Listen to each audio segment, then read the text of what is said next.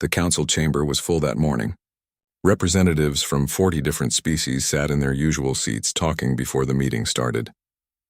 The tall glass windows showed the stars outside, and the air smelled like the sweet incense the Vrexians always burned before important sessions. Councillor Dalsu walked to his place at the front. He was a large Vrexian with dark purple skin and 3 eyes that looked at everyone with confidence. He had been the speaker for 12 cycles now, and he knew how to control these meetings. He sat down and prepared to start the day's business. That was when he noticed it. The human seats were empty. Dalsu looked at the 5 chairs where the human delegation always sat. They were completely empty. Not just empty like someone was late. Empty like nobody was coming at all. The chairs looked strange sitting there with no one in them. He called to his assistant, a young Kirith named Hanul, who stood near the door. Hanul hurried over, his thin legs moving quickly across the smooth floor. "Where are the humans?" Dalsu asked. Hanul checked his datapad and his face went pale. "Sir, they are not here. The embassy sent a message this morning. All human staff have left the station." Dalsu laughed. It was a deep rumbling sound. Left just like that? Without even asking permission? Other counselors heard this and started whispering to each other. The news spread through the chamber like fire through dry grass. The humans were gone. Typical human drama. Dalsu said loudly enough for everyone to hear. They are always so sensitive. Someone probably hurt their feelings again and now they are pouting like children. Several counselors laughed at this. The Plaxians nodded their heads in agreement. Even some of the Threxians smiled, showing their sharp teeth. But in the back of the intelligence section, a junior analyst named Bora was not laughing. She was a small Vrexian who spent most of her time reading reports that other people ignored. She pulled up files on her screen and started going through them carefully. The meeting went on without the humans. Dalsu made jokes about their absence. Other counselors talked about how weak humans were, how they could not handle the tough reality of galactic politics. They said humans were too emotional, too soft, too quick to take offense. Nobody seemed worried. After the meeting ended, Bora stayed at her desk. She kept reading through old files and reports. What she found made her stomach feel cold. The humans had not left suddenly. They had been planning this for months, maybe even years. Every human ship had quietly returned to human space over the past 6 months. Every human citizen working in council territory had slowly gone home. The embassy staff were just the last ones to leave, and there were warnings. So many warnings. Bora found speech after speech from Ambassador Taejin, the human representative. He had stood in this very chamber and talked about fairness. He had asked the council to treat humans as equal partners, not as servants. He had pointed out how humans always got the dangerous jobs, the thankless missions, the tasks that nobody else wanted to do. She found a speech from 2 years ago. Taejin had been calm that day, speaking in his quiet way. He was a middle-aged man with gray hair and tired eyes. Bora remembered seeing him around the station, always polite, always patient. "We ask only for respect," Taejin had said. "We have fought your wars. We have mediated your conflicts. We have given our resources, our technology, our lives to help build this council into something great. We ask for nothing in return except to be treated as equals, as partners, as friends." The recording showed Dalsu yawning during that speech. Other counselors had been looking at their datapads, not even listening. When Taejin finished, Dalsu had said, "Thank you for your concerns, Ambassador. We will take them under consideration." They never had. Bora found another speech from 6 months ago. Taejin's voice had been harder that time, more firm. "This is our final request," he had said. "Treat us fairly or we will leave. We will not fight you. We will not make threats. We will simply go, and you will have to manage without us." Dalsu had laughed at that too. "Go where?" he had asked. "You need us more than we need you. This is just empty talk." But it had not been empty talk. Bora printed out the reports and took them to her supervisor. He barely looked at them. "The humans will be back," he said, waving his hand. "They always come back. They need the Council for Trade and Protection." But Bora was not so sure. That evening she walked to the human embassy. The building was completely dark. The doors were locked. A simple sign hung on the front entrance. It said, "The human embassy is now closed. All inquiries should be directed to the human border stations." "Thank you for your understanding. It was so polite, so formal, So final Bora stood there for a long time, reading that sign over and over. Around her, other species walked past, laughing and talking about their day. Nobody seemed to understand what had just happened. The humans had not stormed out in anger. They had not made threats or demands. They had simply packed their things, said goodbye, and left. They had done exactly what they promised they would do. 3 days later, the council held an emergency meeting. Dalsu stood at the front again, but he was not laughing anymore. Reports had started coming in from across council space. Human trading posts were closed. Human medical teams had withdrawn from disaster zones. Human peacekeepers had left border regions where they had been keeping hostile species apart. "We need to send a delegation," said Councillor Han Newell, the Kirith military strategist. "We need to talk to them and understand what they want." "They already told us what they wanted," Bora said quietly from her seat in the back. Nobody heard her. The council voted to send Captain Jae Hwan and a diplomatic team to human space. They would find out what was happening and convince the humans to return. It would be simple. The humans were reasonable people. They would listen. Dalsu felt confident again. "This is just a misunderstanding," he told the council. "We will clear it up quickly." But as the meeting ended and everyone left the chamber, Bora stayed behind. She looked at the empty human seats one more time. Something told her this was not going to be simple at all. The humans had been patient for so long. They had been kind for so long. They had been generous for so long. And the council had taken it all for granted. Now the humans were gone, and Bora had a terrible feeling that they were not coming back. Captain Jae Hwan stood on the bridge of his ship and looked at the view screen. Before him was the border of human space. He had been to this region many times before. It used to be busy with traffic, full of human ships moving in and out, traders calling out greetings, patrol vessels waving as they passed. Now it was silent. Not empty. Silent. There was a difference. Jae Hwan could see defense stations in the distance. Their lights were on. Their weapons were active. But no ships moved between them. No communication signals came from them. It was like looking at a wall that was watching you but would not speak. "Try hailing them again," he said to Specialist Yoon Seo, who sat at the communication station. Yoon Seo was a thin Threxian with gray skin and large eyes.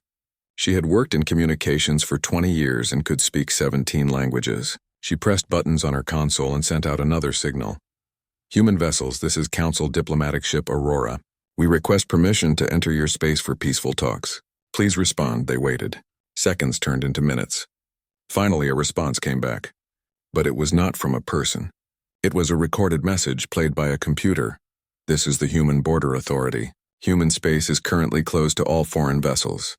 We are not accepting diplomatic missions at this time. Please turn back. This is not a hostile act. We simply wish to be left alone. Thank you for your understanding."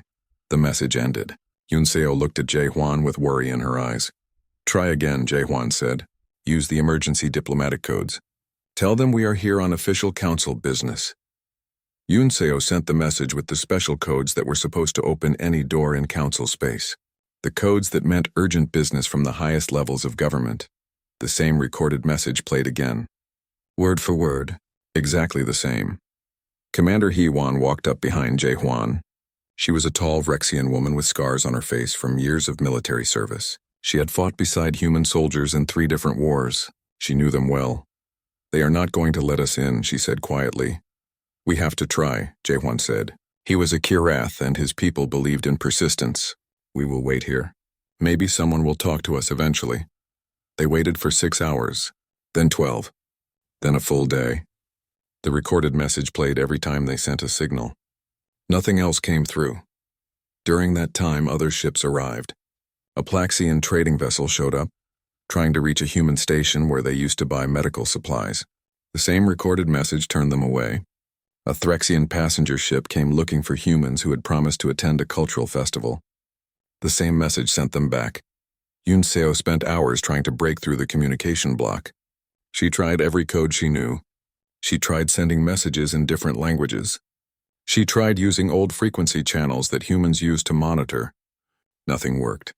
Every attempt got the same polite recorded response. "Their encryption has changed," she finally said, leaning back in her chair with exhaustion. "I cannot even scan their networks anymore." Whatever security they have now, it is far beyond what they had 6 months ago. HFY was studying the defense stations through the ship's sensors. Look at this, she said, putting an image on the main screen. These stations are new, or heavily upgraded. The weapon systems are different, more powerful, more efficient. HFY studied the image. He was not a military expert, but even he could see the difference.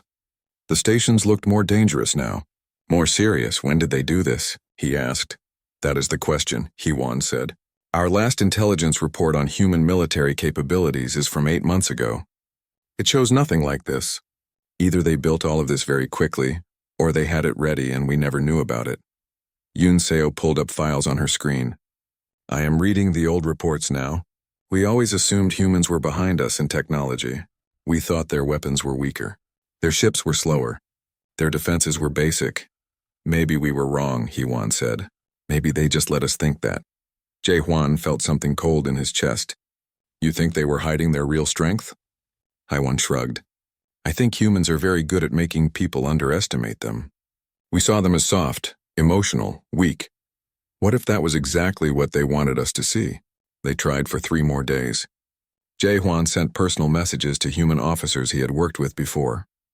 Yunseo tried contacting human traders who used to visit Council Space. HFY even tried military channels, reaching out to human soldiers she had fought alongside. Every message got the same response. The recording, always polite, always firm, always final. On the 4th day, something changed. A human ship appeared from behind one of the defense stations. It was a patrol vessel, small but fast. It moved toward them quickly. Finally, HFY said, someone is coming to talk to us. But the ship did not come to talk. It stopped exactly at the borderline and sat there, waiting, watching. They are making sure we leave, HFY said quietly. HFY made one final attempt. He recorded a personal message. He talked about friendship between species. He mentioned all the times the Council and humans had worked together. He asked them to please just talk, to tell him what the problem was. He sent the message directly to the patrol ship. For a long moment, nothing happened. Then the patrol ship turned around and went back to the defense station. No message came back. Nothing at all. They are not listening anymore, Yunseo said sadly. Or maybe they listened too much already and now they are done. HFY gave the order to leave. His ship turned around and headed back to Council Space. Behind them, the human border remained silent and closed. On the trip back, HFY compiled a report. She wrote about the upgraded defenses, the advanced technology, the complete communication blackout, the absolute unwillingness to negotiate. This is not a tantrum, she wrote. This is not a negotiating tactic. The humans have made a choice and they are not changing their minds. They have sealed their borders with strength we did not know they had. They are prepared to defend those borders if necessary. Yunseo added her own notes. She wrote about the impossibility of breaking their communication security, the sophistication of their automated systems, the fact that every response was identical, showing perfect discipline and planning. They are not ignoring us, she wrote. They are watching us very carefully. They are just choosing not to respond. There is a difference. HFY read both reports and felt tired. He had believed this would be simple.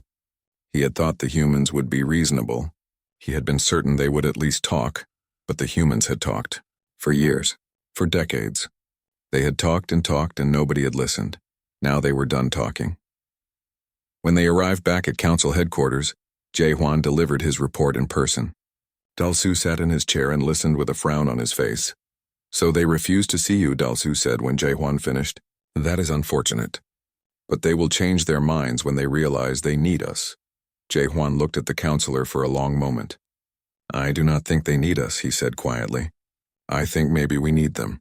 Dalsu laughed at this, but the laugh sounded hollow in the big chamber.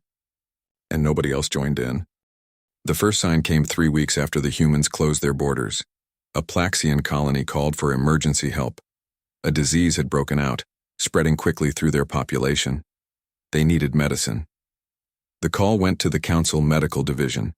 Director Kyung-ho, a Threxian doctor who ran the division, looked at the request. He pulled up the supply records and his face went pale. We do not have this medicine, he said to his staff. His assistant looked confused. But we always have it. The humans make it for us. The humans are gone, Kyung-ho said slowly. The reality of it was starting to sink in. And they took their medicine with them. He checked other medicines. Nearly 40% of the Council's medical supplies came from human manufacturers. The humans had special technology for making medicines that worked across different species. Nobody else knew how to do it as well as they did. The Plaxian colony had to wait 2 months for alternative medicine from a different source. By then, 3,000 people had died. The second sign came from the trade networks. Minister So-hee was a Plaxian who managed Council commerce. She started getting reports from all over Council space. Trade routes were failing. Ships were sitting idle. Goods were not moving. She pulled up her trade maps and saw the problem immediately. The humans had been the connection between dozens of species. They traded with everyone, even species that hated each other. If Species A refused to deal with Species B, the humans would buy from A and sell to B. Everyone got what they needed. Now that connection was gone. The Vrexians needed minerals from Kirath space, but the two species had not spoken directly in 50 years. The humans had managed that trade. Now the Vrexians could not get their minerals, and the Kirath could not sell their goods. The Threxians had relied on human cargo ships to move their products across long distances. Human ships were fast and reliable. Now Threxian goods piled up in warehouses with no way to transport them. So he tried to fix it. She set up meetings between hostile species trying to get them to trade directly. But decades of hatred did not disappear just because it was convenient. The meetings ended in shouting matches. Sometimes they ended in violence. Within 2 months, trade volume across Council space had dropped by 60%. The third sign came from the border regions. Small conflicts started breaking out. Species that had old arguments began fighting again. Territory disputes turned violent. For 20 years, human peacekeepers had managed these borders. They stood between hostile species and kept them calm. When fights started, humans talked everyone down. When tensions rose, humans found compromises. The humans had done this work without complaint.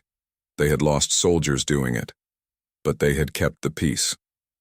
Now they were gone, and the old hatreds came back like fire through dry grass. The Council tried to send their own peacekeepers, but it did not work the same way. When Vrexian peacekeepers went to a Kirath border, the Kirath did not trust them. When Threxian peacekeepers tried to manage a dispute, both sides accused them of taking sides. The humans had been neutral. Everyone had trusted them to be fair even when they did not like the decisions. That trust was earned over generations. It could not be replaced quickly. Within 3 months, 5 border wars had started. Bo-Ra watched. All of this from her desk in the intelligence division. She compiled reports and sent them to her supervisors. Most of them were ignored. The people in charge did not want to admit how bad things were getting, but Bo-Ra kept digging. She went through decades of records. She looked at every mission, every project, every crisis that the Council had faced. And she found the pattern. Humans were always there. When a plague broke out, human doctors were first to arrive. When a station needed emergency repairs, human engineers volunteered. When a diplomatic crisis threatened war, human ambassadors worked day and night to find solutions. Humans had died in dozens of wars that were not their own. They had spent fortunes helping species that never thanked them. They had given their time, their knowledge, their resources, and their lives to make the Council work, and the Council had treated them like servants. Bo-Ra found records of Council meetings where human proposals were dismissed without discussion. She found budget reports showing humans paid more into the Council than they received back. She found casualty lists showing human losses in Council. Operations were 3 times higher than any other species. She found a financial report that made her sick. For 15 years, humans had been loaning money to the Council to prevent economic collapse. The loans were never repaid. They were never even acknowledged. The Council just kept asking for more, and the humans kept giving it. Until now. Bo-Ra put all of this into a comprehensive report. She spent a week working on it, barely sleeping. When it was finished, she sent it to every counselor.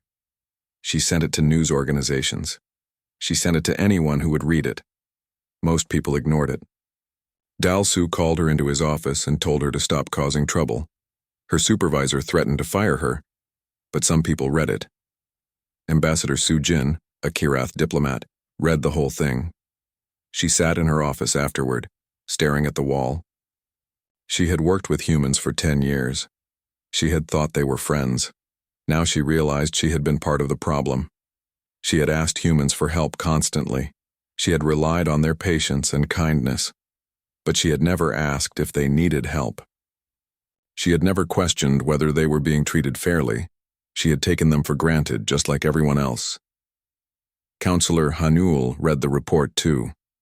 As a military strategist, he understood the implications immediately. The humans had been the Council's strength. Their technology, their soldiers, their strategic thinking.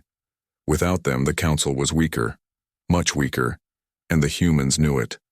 That was why their borders were so well defended now. They were not afraid of the Council anymore. They had probably never been afraid. They had just been kind enough to pretend. 4 months after the humans left, Dalsu called an emergency council session. The chamber was full, but the mood was different now. Nobody was laughing. Nobody was making jokes. "We need to discuss the human situation," Dalsu said. He looked tired, older. "What is there to discuss?" asked a Threxian counselor. "They are gone. The damage is done. We need them back," so he said bluntly. "Our economy is collapsing. Trade is failing. We cannot sustain this." "How do we get them back?" Hanul asked. "They will not talk to us." Silence filled the chamber. Nobody had an answer. In the back of the room, Bora stood up. Her voice was quiet, but clear. "Maybe we cannot get them back," she said. "Maybe we do not deserve to." Dalsu glared at her. "Sit down, analyst. You are out of line." But Bora did not sit down. "You all read my report. You know what we did to them. We used them. We took everything they gave us and never said thank you. When they asked for respect, we laughed at them. When they asked for fairness, we ignored them." "That is enough," Dalsu said, his voice rising. "No," Ambassador Su-jin said, standing up too. "It is not enough. She is right. We treated the humans terribly, and now we are paying the price." More counselors began talking. Some defended their actions. Others admitted mistakes. The chamber filled with arguments and accusations. Dalsu tried to maintain order, but it was falling apart. The council was breaking, and everyone knew it was their own fault. Outside the chamber, across council space, regular people were starting to ask questions. If the humans had done so much, why had nobody noticed? If the humans were so important, why had they been treated so badly? The answers were uncomfortable, and they were only beginning to emerge. Misun was a journalist for the largest news network in council space. She was a Plaxian with bright blue skin and sharp eyes that missed nothing. For 15 years, she had reported on council politics. She thought she understood how things worked. Then she received an anonymous message. It contained thousands of files, council records, budget reports, meeting transcripts, mission logs, all of it stamped as classified. She knew immediately who had sent it. Bora, the junior analyst. They had never met, but Misun had read her report about human contributions to the council. This was the proof to back up that report. Misun spent 3 weeks going through the files. What she found made her angry. Not the quick anger that fades. The deep anger that comes from seeing injustice and knowing it was preventable. The files showed everything. 20 years of human service. 20 years of being taken advantage of. There was a mission log from the Kresh Nebula disaster. A station had exploded, killing thousands. The council needed someone to go into the unstable area to rescue survivors. The environment was deadly. Radiation levels would kill most species within hours. Humans volunteered. 20 human rescue workers went in. 12 of them died. They saved 400 lives from 6 different species. The council meeting notes from afterward simply said, "Rescue operation complete." Acceptable losses, there was no memorial, no recognition. The human families received standard death benefits, nothing more. The council had moved on to the next crisis within a week. Mi-sun found budget records showing the humans had loaned the council 40 billion credits over 15 years. The loans were never repaid. When human ambassador Tai-jin had asked about repayment 3 years ago, Counselor Dalsu had told him the council would pay when it was convenient. It never became convenient. She found records of human medical researchers who had developed treatments for cross-species diseases. They had given the formulas to the council for free, asking only to be credited in the research papers. The council had published the papers with no mention of the human scientists. When the humans complained, they were told not to be so concerned with glory. She found military reports from the Threxian-Kirath border war 12 years ago. Human peacekeepers had stopped the war from spreading. They had negotiated for 8 months straight, working without rest. 5 human diplomats had died from stress-related health failures during those negotiations. The peace treaty was signed. The war ended. In the official records, the credit went to the council leadership. The human contribution was listed in a footnote. Mi-sun found a video file. It was from Ambassador Tai-jin's final appearance before the council, 6 months before the humans left. She played it on her screen. Tai-jin looked older than she remembered. His hair was completely gray. His face was lined with exhaustion. He stood at the speaker's platform and looked around at the counselors. "This is my last request," he said. His voice was calm, too calm. "We are not asking for special treatment. We are not asking for glory or credit or rewards. We are asking for basic respect. We are asking to be treated as partners instead of servants." He pulled up a holographic display. Numbers filled the air. Human contributions, human casualties, human loans, human sacrifices.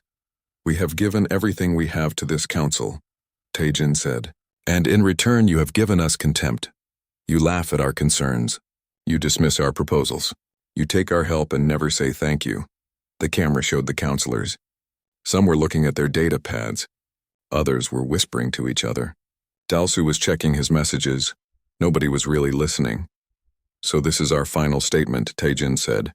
"Change how you treat us or we will leave. We will not fight you. We will not cause problems. We will simply remove ourselves from a relationship that has become harmful to us." He had stood there for a moment, looking at the council, hoping someone would respond with understanding, hoping someone would see that this was serious. Dalsu had waved his hand dismissively. "Thank you, Ambassador. We will discuss your concerns." Then he had moved on to the next agenda item. The video ended. Mi-sun sat in silence for a long time. She had been in that chamber that day. She had been reporting on council business. And she had not paid attention to Tai-jin's speech either. She had thought it was just more diplomatic talk. She had been part of the problem too. Mi-sun wrote her article. She included everything. The missions where humans died. The money they loaned. The research they gave away. The peace they maintained. The respect they never received. She included Tai-jin's final speech. She included the council's response, or rather, the lack of response. Her editor read the article and went pale. "You cannot publish this," he said. "The council will shut us down." "Then they shut us down," Mi-sun said. "But people need to know the truth." The article published the next morning. Within an hour, it was the most read story in council space. Within a day, it had been shared millions of times. People were furious. Not at the humans.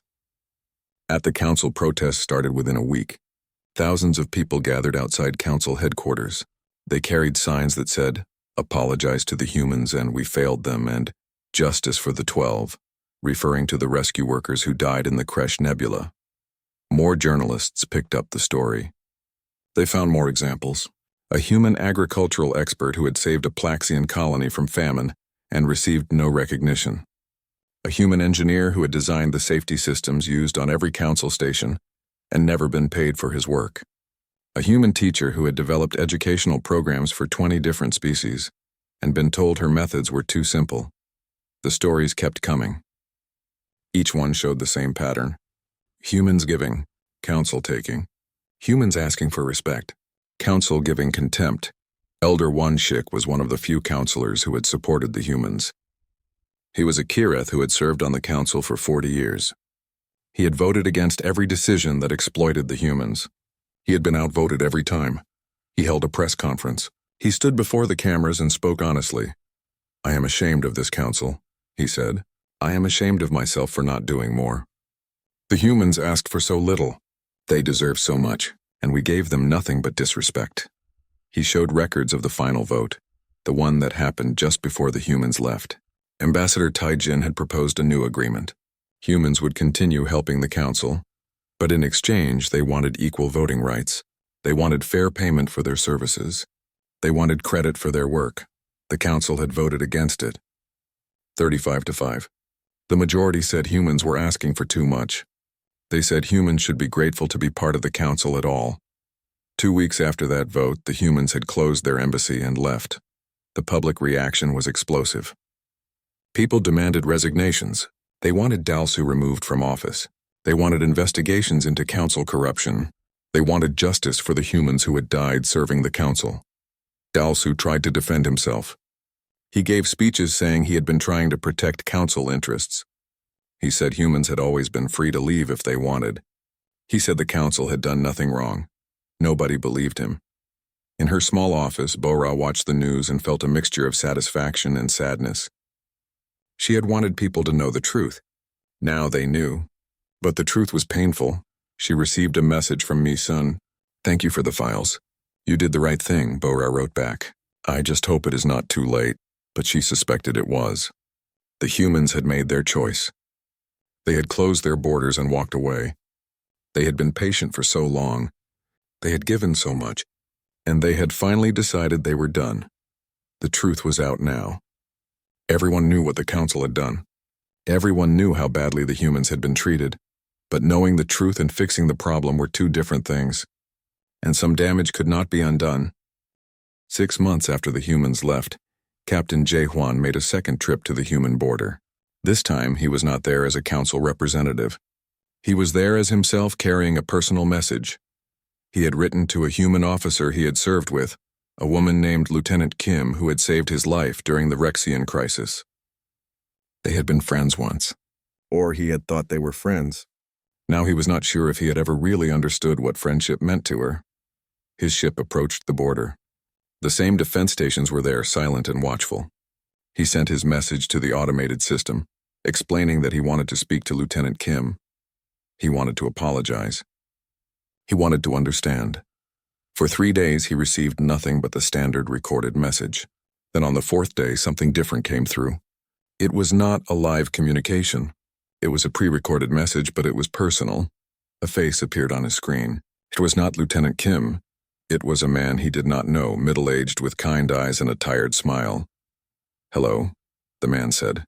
"My name is Sung-min. I am speaking on behalf of the human government.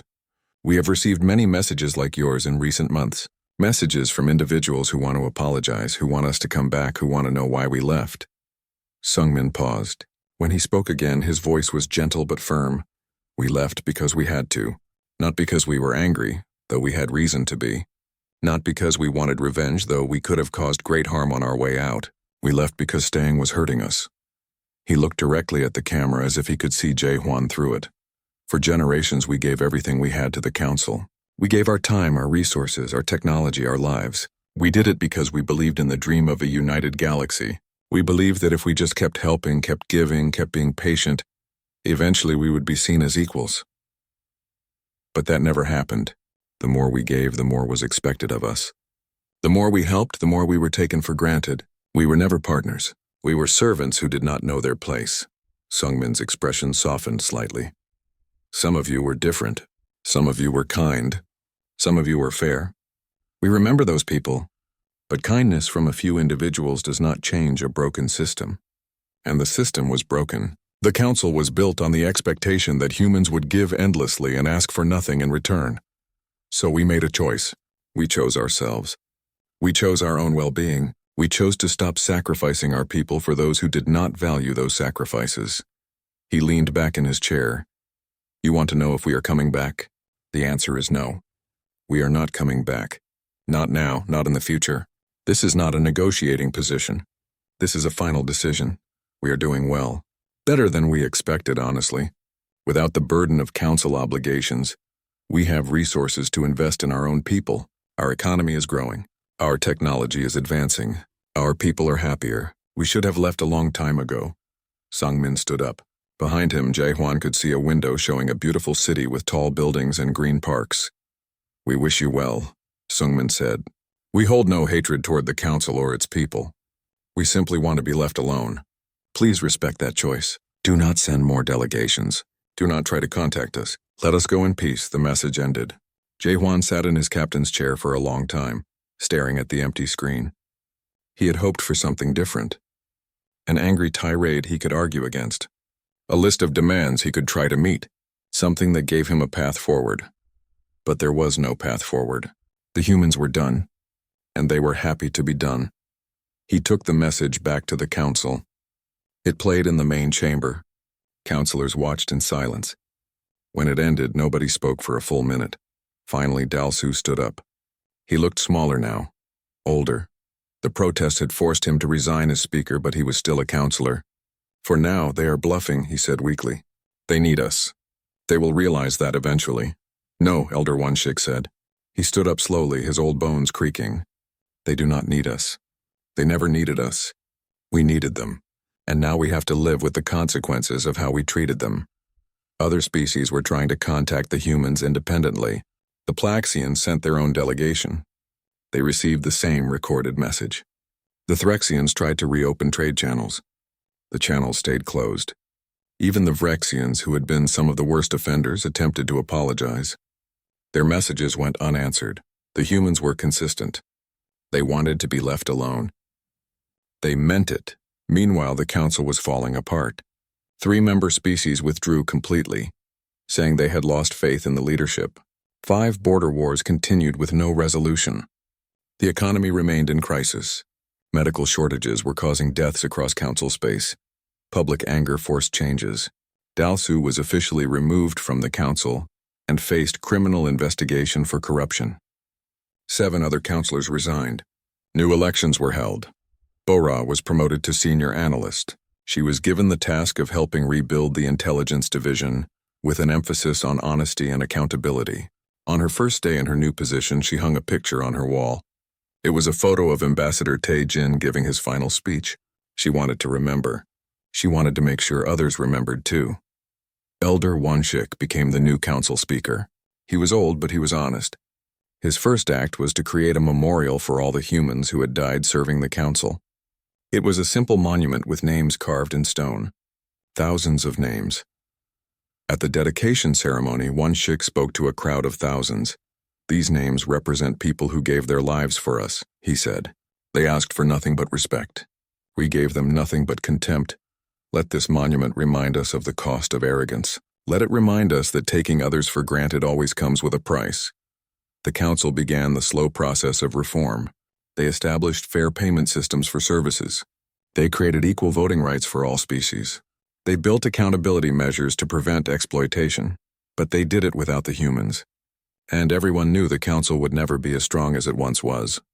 Some species learned from the mistakes. They treated their neighbors better. They valued cooperation. They remembered what happened when kindness was taken for granted. Other species did not learn. They became bitter. They blamed the humans for abandoning them. They said humans were selfish for choosing themselves over the greater good. These species slowly isolated themselves, unable to adapt to a galaxy that no longer revolved around their needs. Years passed. The council stabilized but never fully recovered. Trade networks found new, less efficient routes. Wars eventually ended through exhaustion rather than negotiation. Medical research continued without human innovation, progressing at a fraction of its former speed. Occasionally, rumors came from human space. Their colonies were expanding. Their technology was advancing rapidly. They had formed new alliances with species outside council territory. They were thriving. Captain Jae-hwan heard these rumors and felt a mixture of emotions. He was happy for them. They deserved success. But he was also sad for what might have been. If the council had just listened. If they had just treated the humans fairly. The galaxy could have been so much better. Ambassador Soo-jin visited the memorial often. She would stand there reading the names, thinking about the humans she had worked with. She had thought she knew them. She had thought she understood them, but she had never really seen them as equals. She had seen them as useful, as helpful, as kind, but not as equals. That was the real lesson, she realized. The humans had not left because of any single incident. They had left because of thousands of small disrespects. Thousands of times they were overlooked. Thousands of times their contributions were minimized. Thousands of times they were expected to give without receiving. It had added up over decades, and finally they had decided they were done. Bora wrote a final report about the human withdrawal. It was required reading for all new council members. The conclusion was simple. Respect must be mutual or relationships will fail. Take people for granted and eventually they will leave, and sometimes they will not come back. On a human colony world at the edge of explored space, a community gathered for a celebration. It was the anniversary of the withdrawal, what they called Independence Day. Children played in the streets. Families gathered for meals. People told stories of the old days in council space, and everyone agreed they were better off now. An old woman stood on a balcony watching the celebration. She had gray hair and tired eyes. Her name was Ambassador Taejin's daughter. She remembered her father coming home exhausted every night, frustrated by meetings where nobody listened. She remembered him making the difficult decision to recommend withdrawal. He had died 2 years ago, long enough to see that his choice was right. Long enough to see his people happy and free. She raised a glass to the sky. "Thank you, Father," she said quietly. "Thank you for being strong enough to choose us.